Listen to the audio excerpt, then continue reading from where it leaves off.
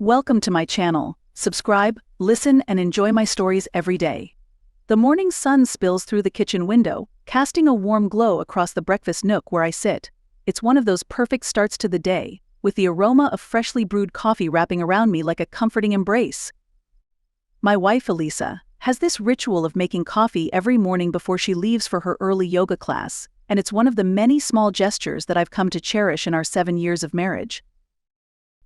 I reach for the steaming cup, the dark liquid swirling enticingly.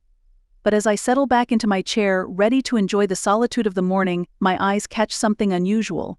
Elisa's cell phone, which she religiously keeps on her person, is lying abandoned next to the coffee pot. Curiosity nudges at me, uninvited and unwelcome, as the screen lights up with a new notification. I know I shouldn't look. But the phone is right there, and something about the urgency of the message preview tugs at me. Leaning forward, I read the glaring words that shatter the morning's peace. Me and my little Johnson miss you. It's been a week since we've seen each other. I want to repeat our passionate night, after which the neighbors still look at me strangely, apparently because of your passionate moans. Kisses.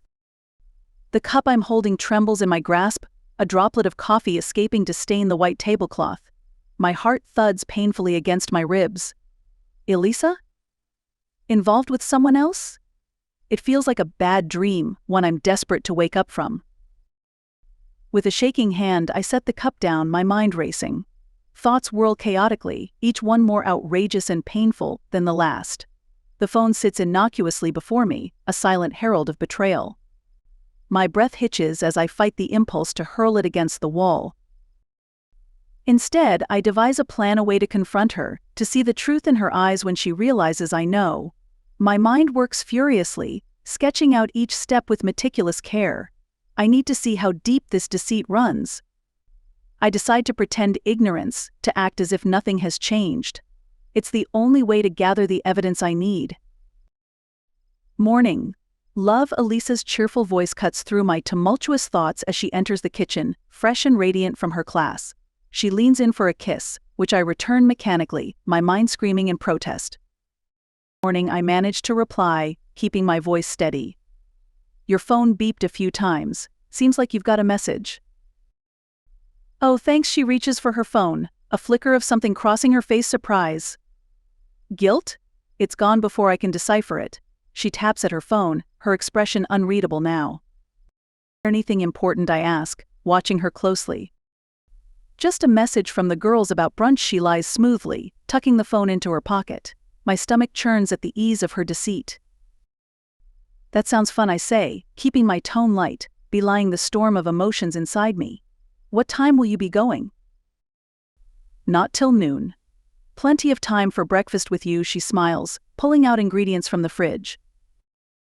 I nod, forcing a smile as I watch her move around the kitchen. The plan is clear in my mind now. I will play the doting husband, all the while untangling the web of lies. This is just the beginning. As I sit there, watching the love of my life and the betrayer of my trust in one person, I vow to uncover the truth, no matter the cost. The intrigue of the main plot thickens, weaving a tale of deception and revenge that will unfold in the chapters to come. As Elisa heads out for brunch, I'm left alone with my thoughts and a burning resolve. I can't just sit back. I need more evidence, something concrete before I confront her. That's when I decide to reach out to Mark, my best friend since college and a private investigator. If anyone can help me discreetly, it's him. I dial his number, and he picks up on the second ring. Hey Mark, I need a favor. Can we meet? Sure. Everything all right? His voice is tinged with concern. Not really. It's about Elisa. I think she's seeing someone else. There's a pause, and then, I'm on my way. We meet at a quiet cafe downtown, away from any familiar faces. Over coffee, I relay the morning's discovery and my plan to unearth more. Mark listens, his expression grim. I can help you track her communications.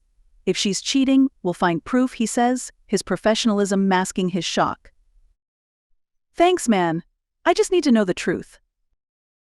Mark nods, setting his cup down. I'll need her phone number, any emails you can access, and names of close friends who might know more.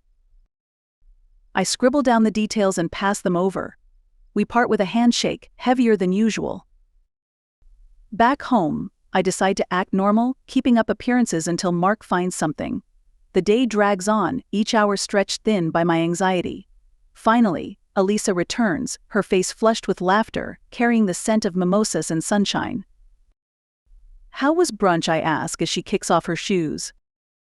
"It was wonderful. Laura and Jess send their love. We should all get together soon," she suggests, pulling me into a hug. "That sounds great," I reply, though the thought churns my stomach. The next morning, Mark texts me to meet him urgently. We convene at a park, the early mist still clinging to the grass. He hands me a folder. "I did some digging. You were right. She's been texting someone named Johnson. They've met several times over the last month," he reports somberly. My heart sinks as I flip through the printed messages, each word a hammer to my chest. The playful banter, the intimate photos, it's all there. "What do you want to do now?" Mark asks, watching me closely. I close the folder, my decision clear. I need to confront her, tonight. As the day fades into evening, I prepare for the confrontation. Elisa walks in, all smiles, unaware of the storm brewing. "Elisa, we need to talk," I begin, my voice steady despite the turmoil inside. Her smile falters. "What's wrong?" "It's about us, about your faithfulness." I lay the folder on the table, her eyes widening as she sees her secret laid bare. "How long?" Elisa, my question is a blade between us.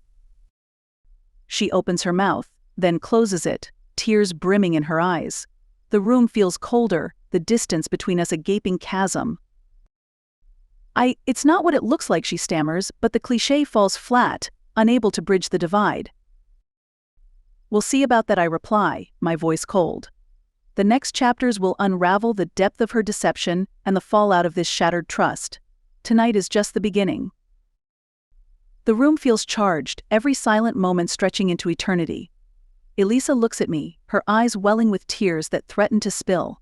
I hold the folder tightly, the evidence of her betrayal weighing like lead in my hands. The air between us is thick with tension and unspoken accusations.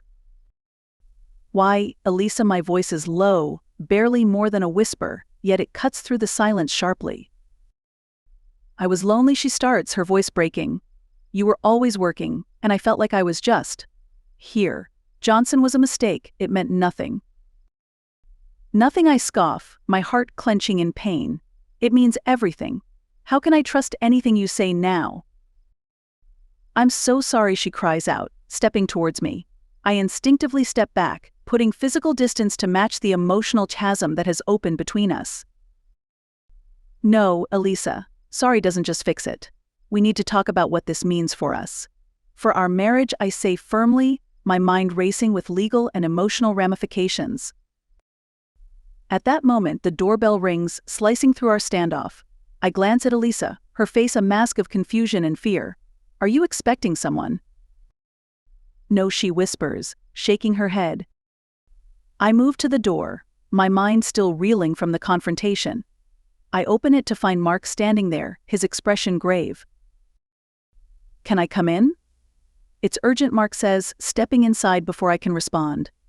Elisa wipes her eyes, watching him warily. "What's going on, Mark?" I ask, feeling a surge of anxiety.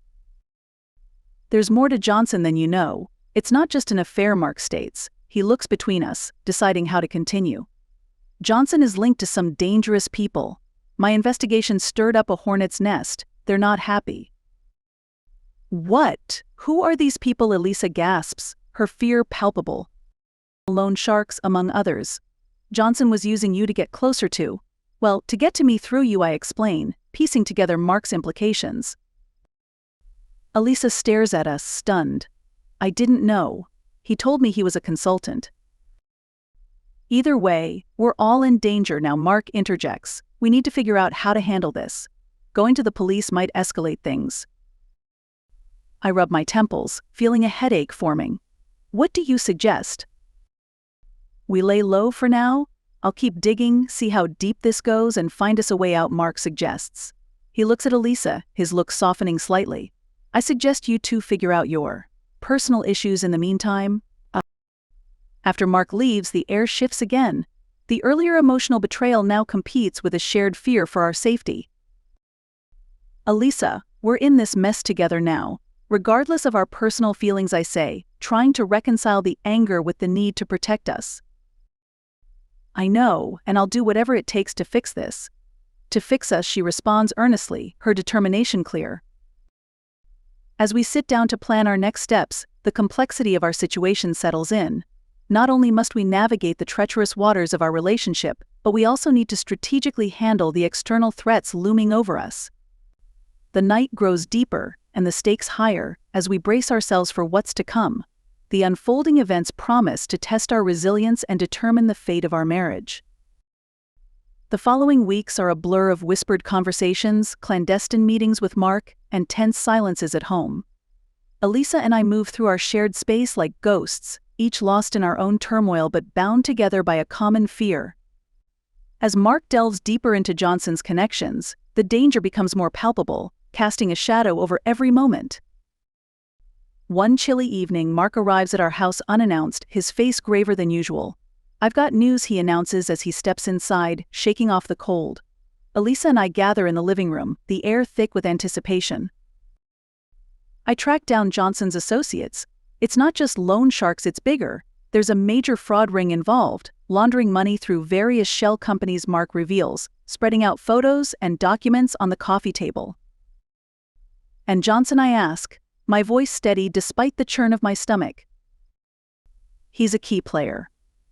"But here's where it gets interesting," Mark says, pausing for effect. "Johnson isn't just any con artist. He's a known associate of Elisa's first husband, Alex." Elisa gasps, her face turning pale. "Alex? But he's supposedly dead." "Yes," Mark interrupts. "Turns out that was a ruse. He faked his death after swindling his business partners and has been operating under the radar ever since. Johnson was his point of contact here, keeping tabs on you, Elisa, possibly looking for a way to access some old accounts they knew only you had information about." The room spins as I process the information. Elisa's eyes are wide with shock, her hands trembling. "But why come after me? Why involve me at all?" she whispers. "Insurance, perhaps, or leverage. With you involved with Johnson, Alex might have thought he could control you, keep you from going to the authorities if you ever suspected anything," Mark suggests. The betrayal cuts deeper than I imagined, weaving a web that tangled not just Elisa, but me and countless others into its threads. Anger bubbles up, but there's also relief. The truth is finally surfacing, murky and painful as it is. "What do we do now?" I ask, my mind racing with possibilities. "We go to the authorities. With everything we've gathered, they can take it from here," Mark answers. "It's risky, but it's the only way to cut this off." We decide to cooperate with the police, providing them with all the evidence Mark collected. The days that follow are a whirlwind of police statements and raids based on the information we provided. Then, the day of reckoning arrives. Johnson and several of his associates are arrested in a series of coordinated strikes.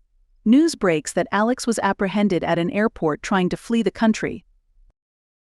Elisa and I watch the news unfold, a mix of vindication and disbelief coloring our interactions.